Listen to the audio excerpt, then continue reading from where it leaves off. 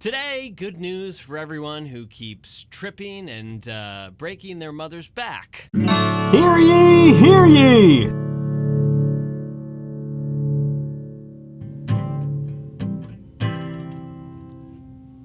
Sidewalk repair going on there.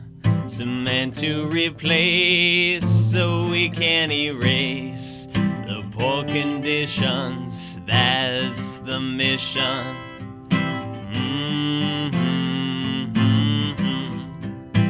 6 and 7 streets have been feeling the heat from those in our town who are caught in a frown 'cause of work that we need to be finished with speed.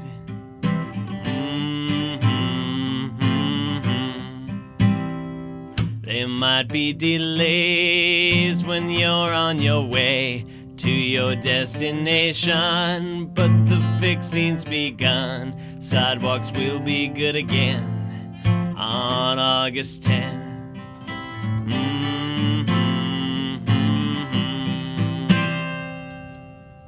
Thanks, guys.